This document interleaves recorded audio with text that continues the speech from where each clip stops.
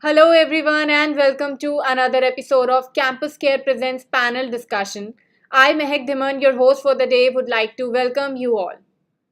Panel discussion is a platform where educators and leaders come on board and express their viewpoints on topics related to education and society. Our topic for the day is effective strategies for leading high performance schools, and to express their viewpoints on the same. We have with us Mrs. Usha Thanmay ma'am, Principal of Scholar International School, Telangana. A very warm welcome, Usha ma'am. Good evening. Thank you. Then we have with us Mrs. Hima Jyotsna ma'am, Principal of the Creek Planet School, Hyderabad. A very warm welcome, Hima ma'am. Thank you, Mehek. Thank you so much. Thank you so much, ma'am. Then we have with us Mrs. Kasturi Reddy, ma'am, Principal of Kiran International School, Hyderabad.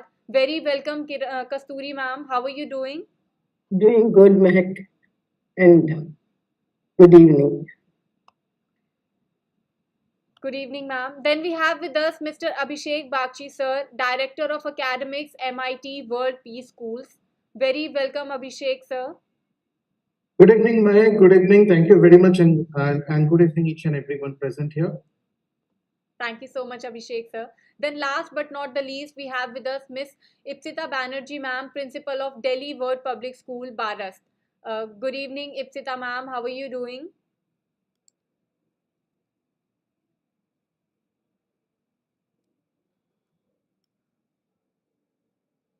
Looks like I'm not audible to ma'am. Ma'am, Ipsita, ma'am, am I audible to you?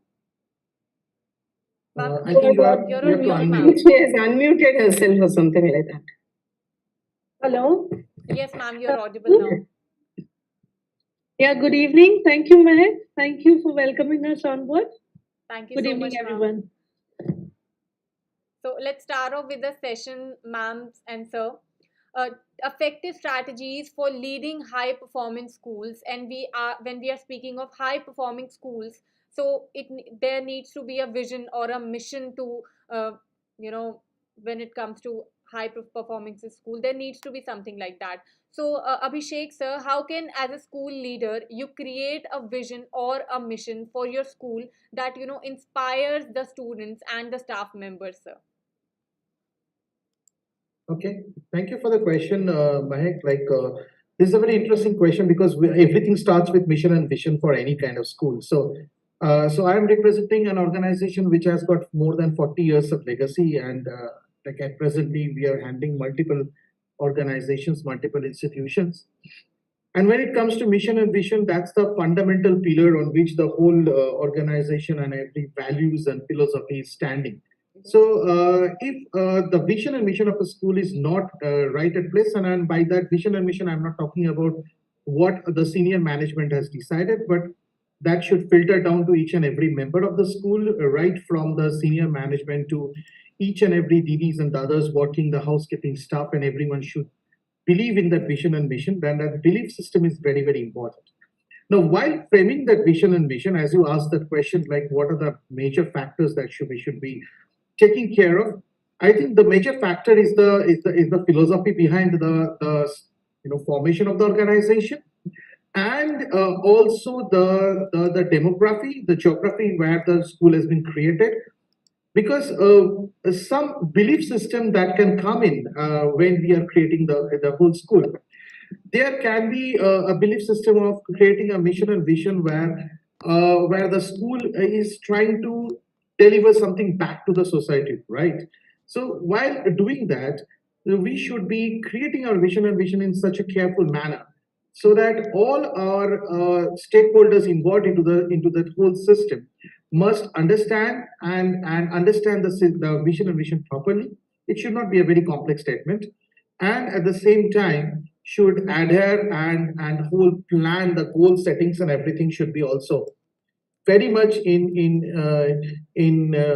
very much aligned towards that mission and vision. So yes, I agree to your question. What you asked me, I think all these eminent panelists present here, our principals, should also believe in that mission and visions, given to them by the organization. Because when we join any organization, that is the first thing we do. We try understand the mission and vision of that organization, and if this is a reputed organization with a legacy, definitely that becomes more important. If it is a new organization, then surely it's a job of that leader to actually establish that mission and vision and make sure that each and every member present in that family understands that. Yep, right. Thank you. Thank you so much, Abhishek sir. And we have Naveen sir with us. Very welcome, Naveen sir. Mr. Naveen Kumar Sharma sir, Principal of Mahavir International School, Meerut. Sir, you're on mute.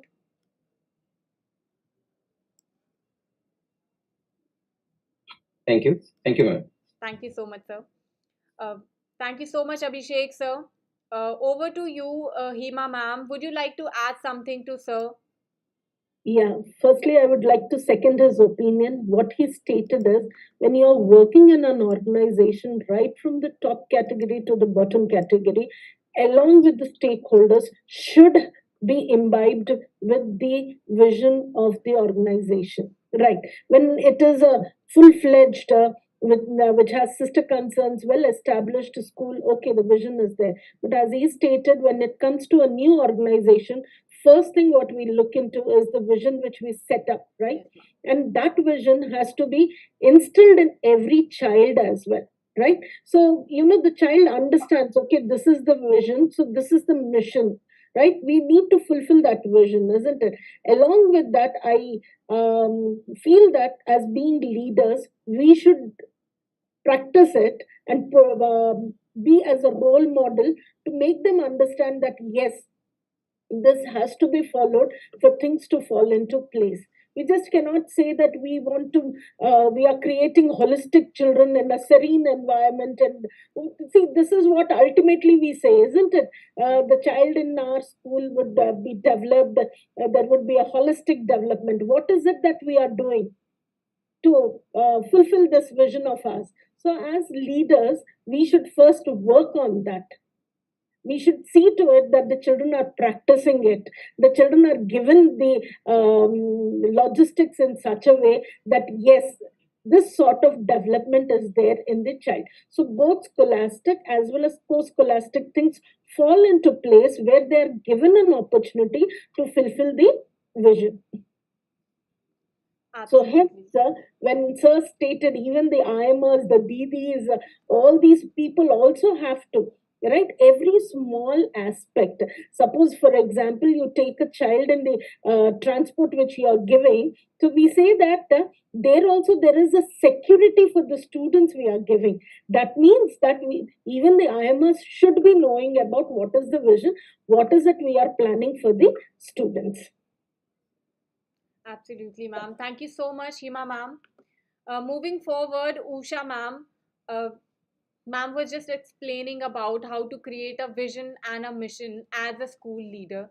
Ma'am, could you please explain us how can as a school leader you can foster partnership with the parents and the community and the other stakeholders and use that partnership to drive students' success?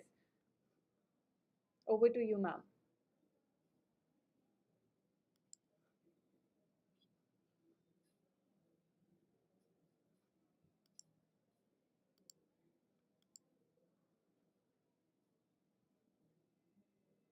Usha ma'am, you're not audible. Audible? Yes, ma'am, you are audible. Please go on, ma'am.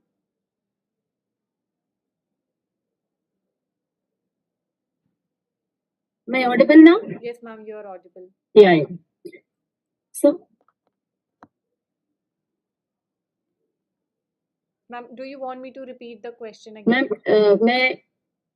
may I hear you once again, please? Sure, ma'am, sure. Ma'am, so how can, as a school leader, ma'am, you foster partnerships with the parents and also, the community members and other stakeholders and use that particular partnership to drive student success, ma'am?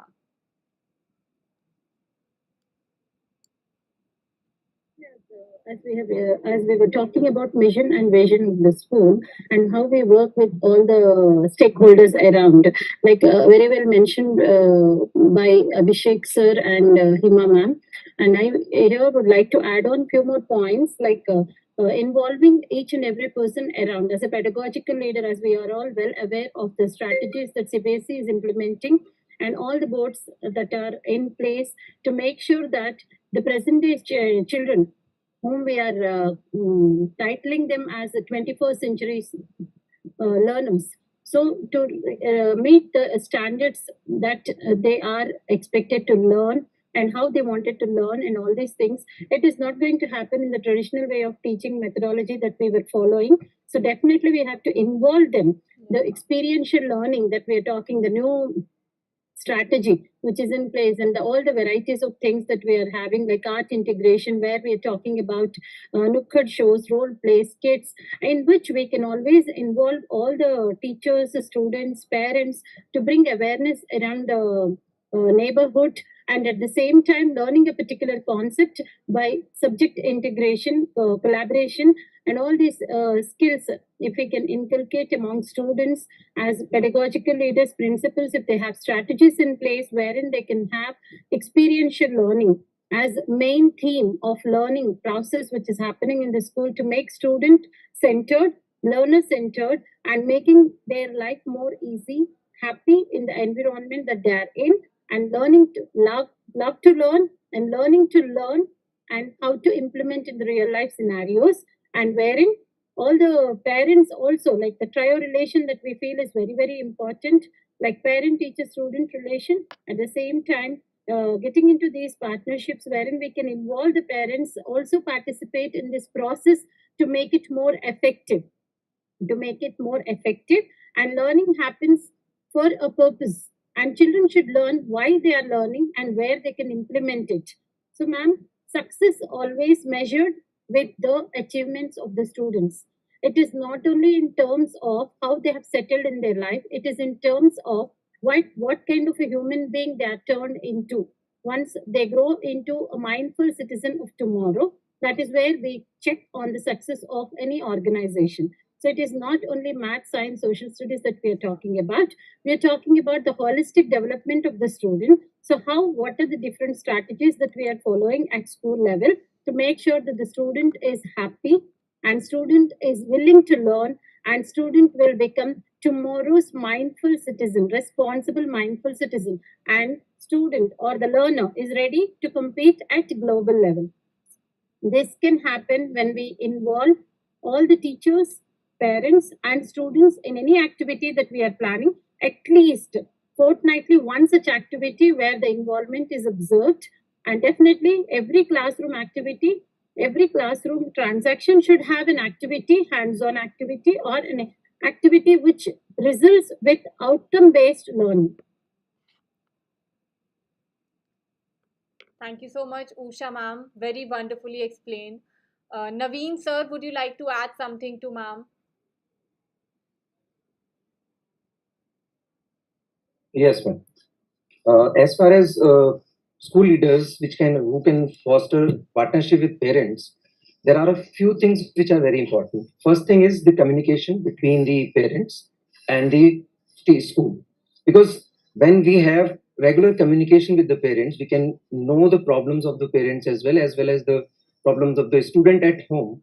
So we should create some particular communication channel with the parents. For example, we can set WhatsApp group. Usually we do that these days. Apart from that, we can have a regular communication, like we can send them the messages about their child's performance individually as well, instead of sending those performances or those results on the WhatsApp. It should be sent separately. And even we can have special meetings apart from the parent teachers meeting with the parents, especially if one particular child is not excelling in the examination very well. So we can have individual meetings with those parents. Those can be done. Like at the same time, we can seek input from the parents, feedback from the parents, and then provide the solutions to those feedbacks and all. So there are few more things we can do, like we can collaborate with the parents, like all the stakeholders or the community members of the society can sit together and they can support student success. So this can include volunteering, fundraising, partnership, or partnering with the school events as well. So these things we can do with the parents. Thank you so much, Naveen sir. Ipsita ma'am, over to you, ma'am. Would you like to add something to Naveen sir? And also, ma'am, how do you as a school leader, ma'am, create a vision or a mission for your school that, inspires the staff members and the students, ma'am? Well, I take the second question first. That is about the, establishing the vision and mission. You see, the school is all about people, and people is what I mean to say is human resource. So whether it's a student, whether it's an admin staff, whether it's a support staff, whether it's management, whether it's parents, we are actually dealing with human resource. So I would say that uh, we have to learn to give them responsibility and develop them. So, all these people we will have to develop, give the space and the opportunity and the training to develop all the human resource that a school encompasses. Number two, the school is itself an organization. So we'll have to see that the organization is working to the best of optimal capacity. So the synchronization of human resource, the non-human resource, and the school organization as a whole has to be properly synchronized. Number three, the clarity of goals, the clear objective of the mission and vision, that what really the school wants, because the school is an entity in a society. So we cannot forget that social fabric. We all are binded in a society. So everything has to be channelized towards the society, for the society, as well as encompassing the society. So I would say that these three factors, the human resource factor, the school as an organization has to be taken to the level best, and in the societal fabric we will have to serve the society as a whole. So these three must be kept in mind while framing the vision and mission. I come to the second question, Mehak. Well, the educators, the honorable educators, have all spoken about how we go about fostering partnership. I just want to give some specific examples. We can take the students to visit an old age home with some fruits. We can take their interviews. We can share their life stories in the assembly. This is how we connect.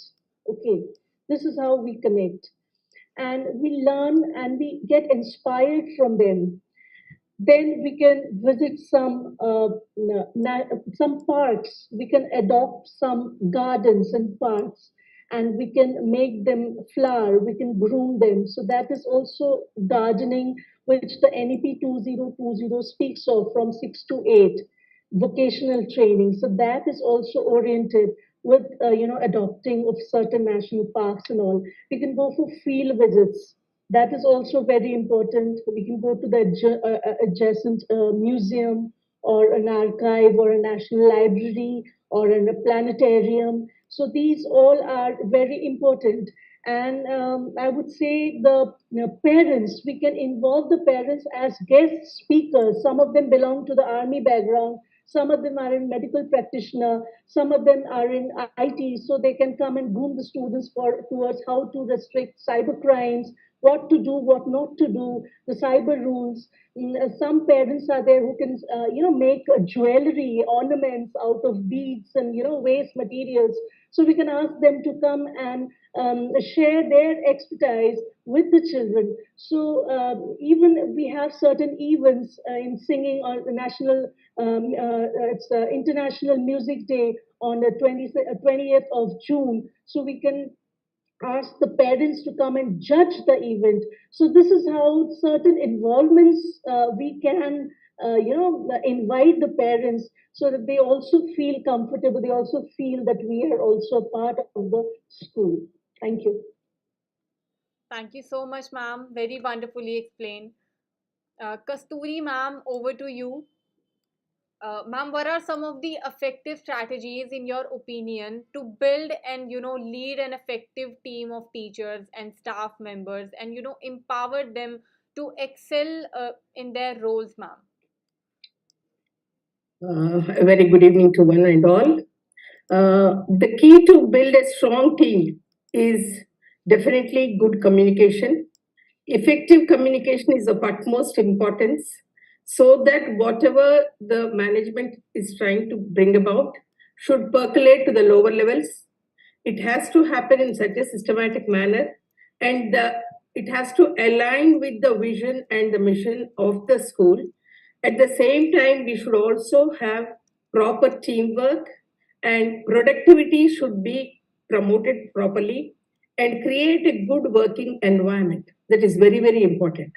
I mean, as a manager of the school or as a team leader of the school, you may be having different ideas, but whatever ideas are there, unless and until they are made transparent and they are put across to all the members of the school, be it the teachers or be it the students or any stakeholder, unless and until it becomes transparent and becomes effective, it will not become effective if it is not communicated properly. So, as a team leader, as a school leader, you have a greater responsibility. First thing is you have to be very quick. You have to understand the situation. You have to analyze the situation and also take steps as to how to go ahead with the plan. And then, when you are trying to build a strong team, you also need to understand the capabilities and the capacities of your teachers or your team members.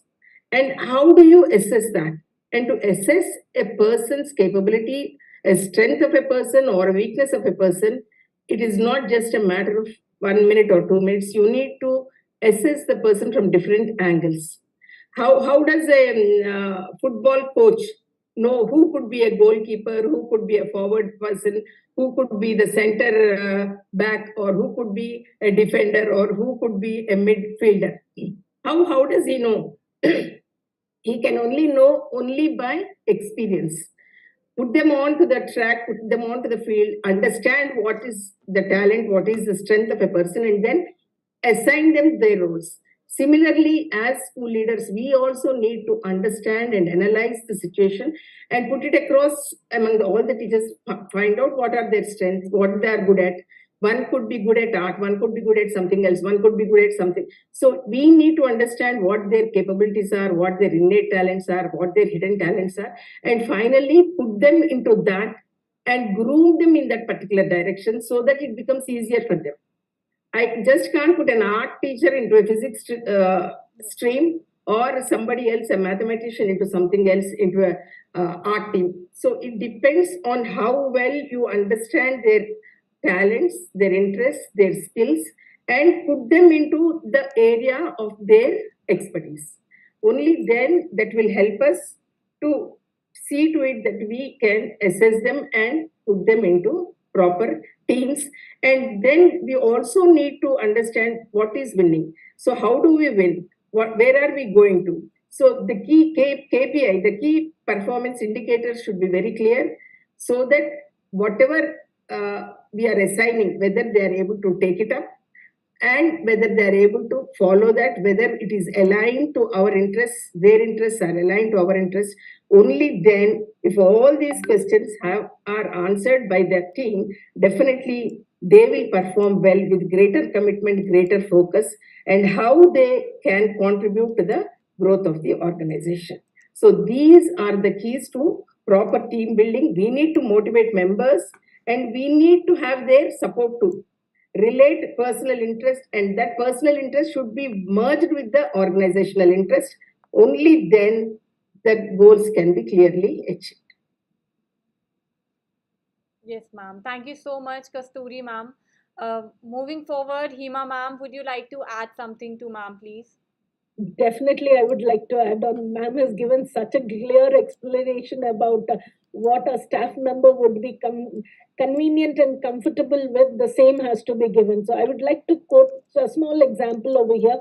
You want to prepare a perfect dish, what is it required? The ingredients. The school has to function perfectly. We need to have the team members. And when we talk about the team members, their comfort zone is equivalently important. As man stated, that yes, we need to praise them, we need to ensure that there are team building activities, right?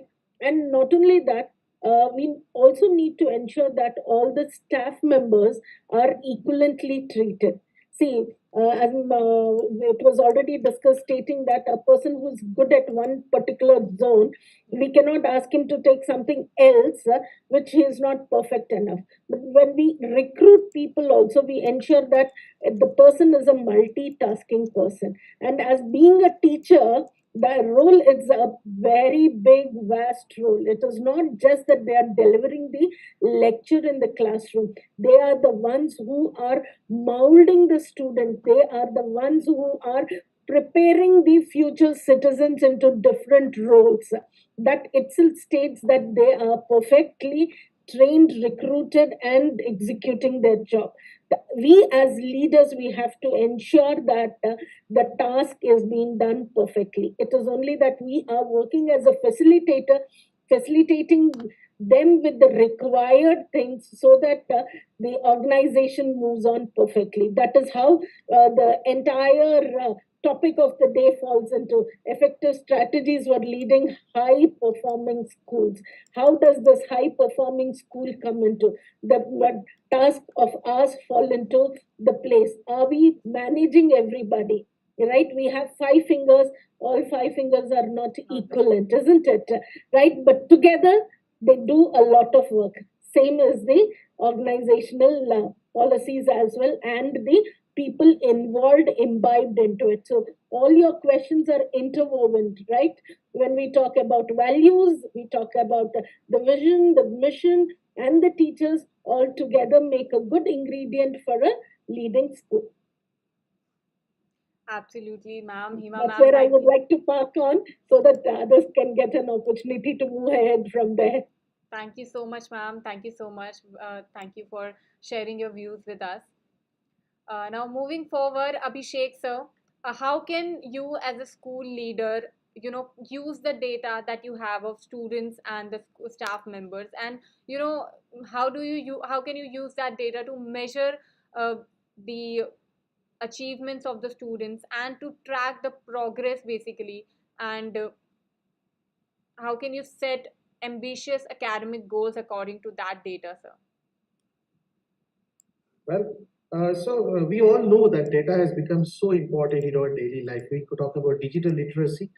We should be replacing the word digital literacy with data literacy more, because data is the new oil. Actually, that also has become like an old quote. Data is new oil. Data is more than oil at this present moment. We are talking about chat GPT. We are talking about artificial intelligence. Without the understanding of data, the artificial intelligence does not make any sense. So we can sit in one corner of the room and get scared that, okay, artificial intelligence will come and replace all the jobs XYZ.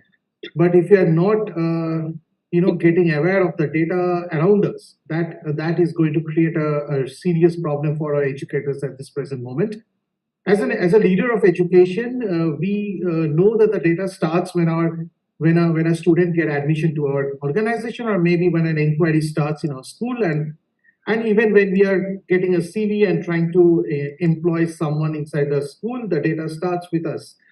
So, but the majority of the mistakes that we make is like the apparent part of the data that we always talk about. Like, we talk about the students' data, we talk about the marks of the students' data, and we talk about the different performances of the students' data. In some of the schools, they go even to the appraisal of the staff, which is also a data to the management. But when we talk about a school which is looking for an excellence, the strategies that we're going to bring and using the data inside the school, we have to be more aware of it. Now, what is that kind of awareness? That there are many subtle but very essential form of data that we often, as the leaders, we overlook. We don't judge. We don't try to understand what our students have went through when they're sitting inside the class. What kind of data? What is the social, emotional, and cultural data present inside? Do you have any kind of metrics inside our schools? Any kind of measurement yardstick to actually measure the social, emotional, and cultural data. Yeah, I know it's not an easy job. It's a very difficult job, but yes, what are the different kinds of efforts that we have put in? So these are the questions that we need to ask ourselves, and we have to start working on it because that data is important. Please understand. Domestic violence in the times COVID has increased multiple folds. So we know that our students sitting inside the classroom may have experienced that kind of domestic violence already when they're coming in the class, and we want them to, score 80%, and we are not happy if they not score 80%. So we need to go deeper. We need to understand the multiple aspects of data when our students, because we are dealing with organic life form. It's not only numbers to us. It is not a corporate culture that we are trying to start inside a school. So we need to understand the organic life forms present in front of us, and in that way, understand the data in a very 360-degree approach and not just one-dimensional form where we just analyze the result of a student or maybe performance appraisal of a teacher. We know that most of our teachers are housewives, right? So have we ever made any kind of effort to actually find out from where they are coming? What is their mindset? Have we ever find any kind of effort to actually trap that data? But because that data is important. So the well-being data is also important, whether it comes to staff or a student or any other stakeholder. So it's time to ask these questions to ourselves and start, having standardizations, having matrices formed so that we can start measuring those data also, and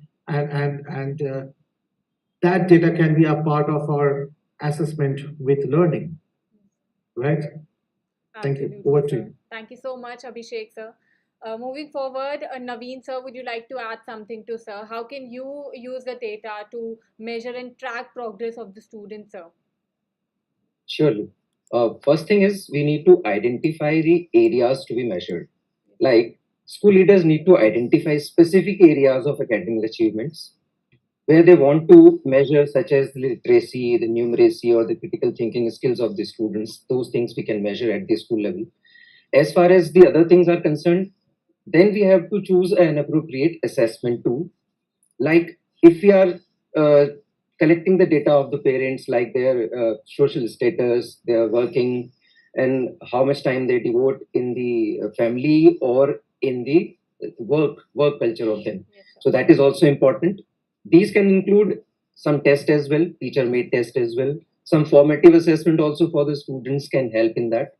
Then after collecting the all kind of data, we can analyze the data. We can, teachers and principals and the other leaders of the school can sit together and determine where the students are struggling and where they are succeeding. So those things need to be checked. Then this data can be used to actually create instruction. That means we can create a solution for the student, that what we need to do with the students so that their problems are solved. The new school leaders need to use the data to inform instruction and make decision about the strategies of the school so that student learning can be improved. So those things we can add to that. Thank you. Absolutely, sir. Thank you so much, Naveen, sir. Now, before we move forward, I would like to show you a video. Let's have a look at this video.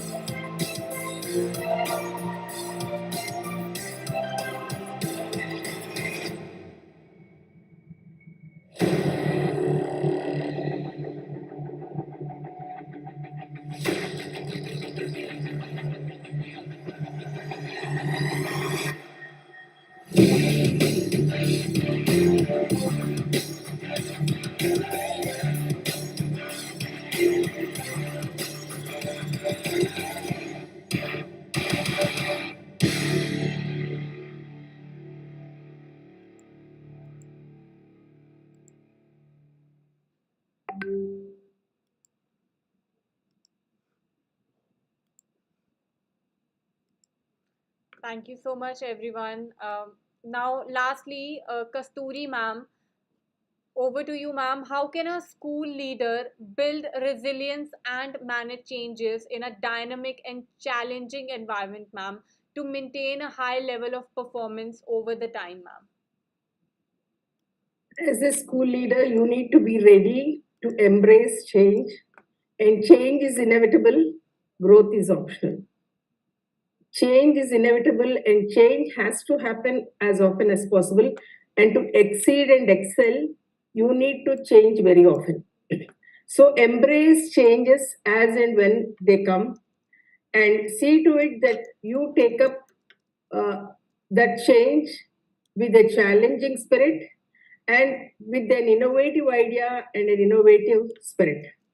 To combat these challenges, one need to be really prepared thoroughly. But sometimes, even if you are prepared so very well, certain things get you totally unnerved. Like the 2020 pandemic, we have never expected that the schools would be shut, teaching would be not there in the classrooms. All these things are totally unexpected of and not heard of also. But still, we had to come up with strategies, we had to come up with ideas, we had to think of new and innovative ways where we could combat that situation, circumvent that situation, and go ahead with online teaching, online classes, digital classes, all these things which earlier were not known to. So, as a school leader, building resilience in tough times is very, very important. And we need to see to it that it also is not just with the team, school leader, but it has also got to go down, deep down.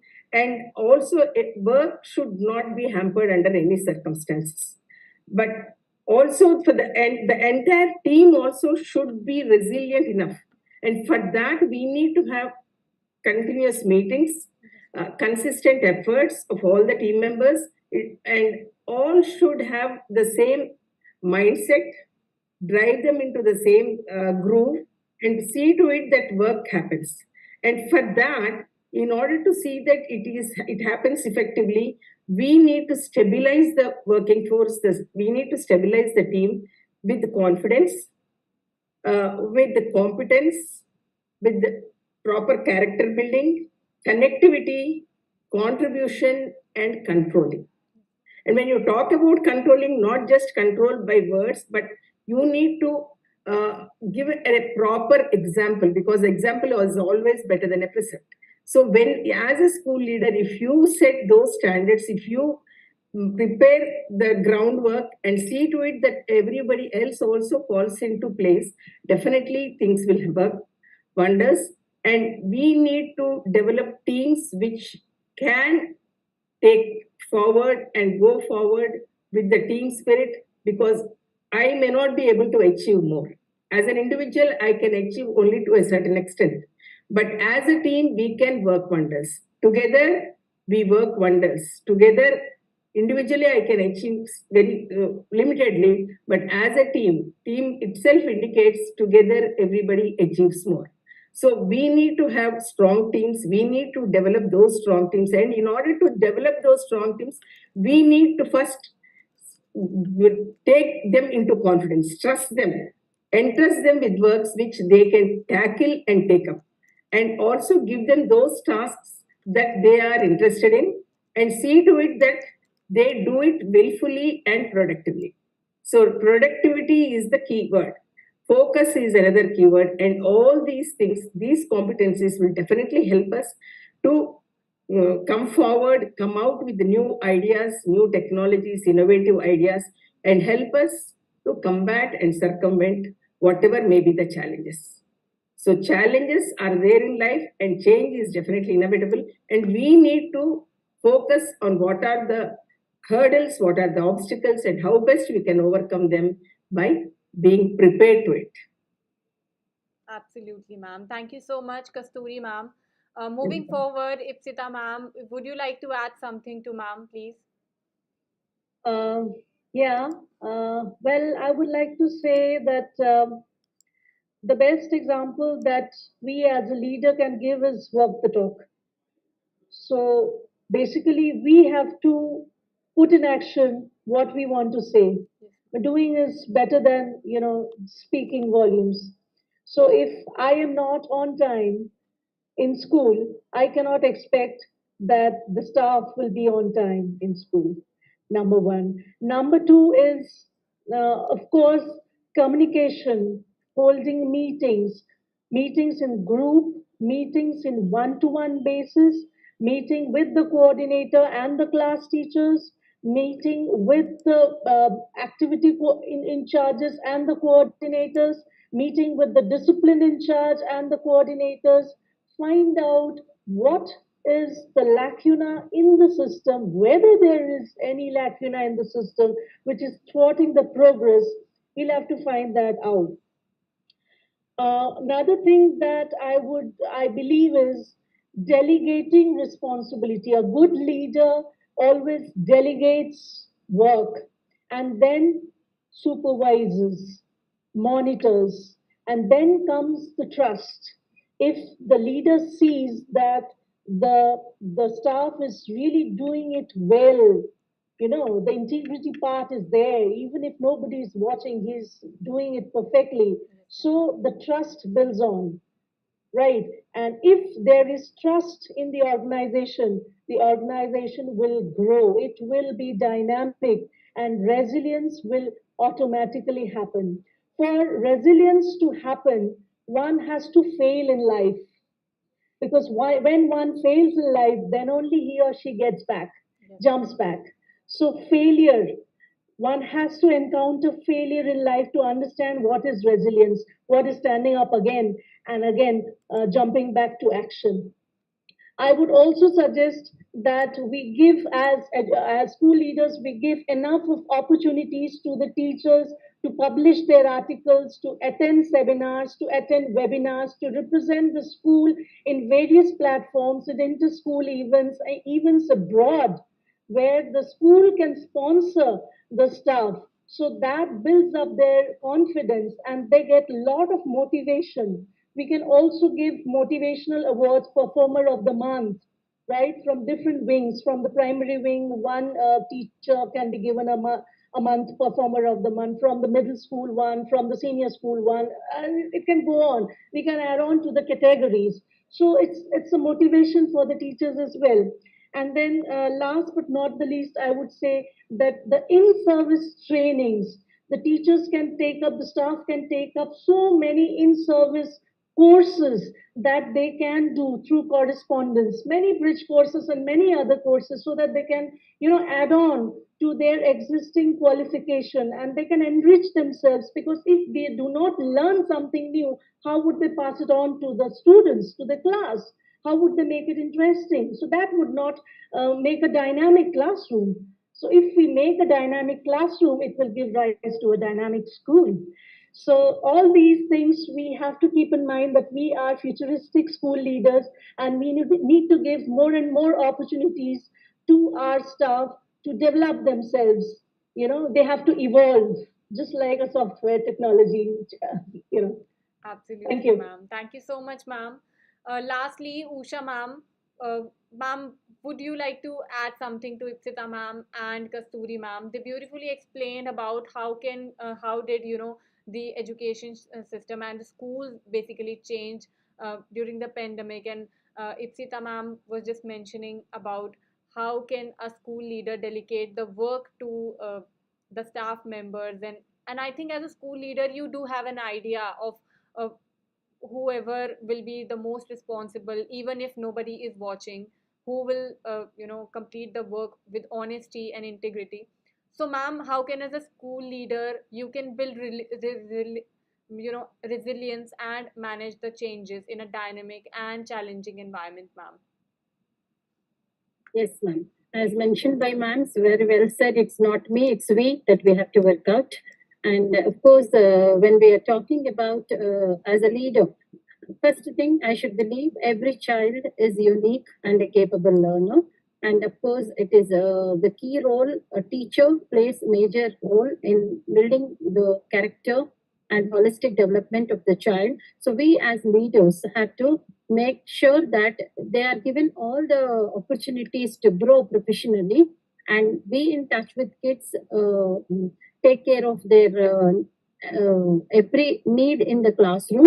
It means teachers are reaching to all levels of learners in the classroom with the ways and means and the strategies that they have in place. So as leaders, we have to make sure that we are providing them opportunities to grow. As ma'am mentioned, professional development is very, very important. And believing that at school, the child is the key centered person for whom we are all working together for his development. The school success is measured only with the student success, isn't it? So that we, as leaders, we should always make sure that we have strategies in place which we can implement in the classroom and make sure that students have various activities happening wherein they learn with interest, as I mentioned in my first talk also. See, basically, making classroom environment very happy classrooms, and no doubt about it, and making their learning happening with fun, and they learn,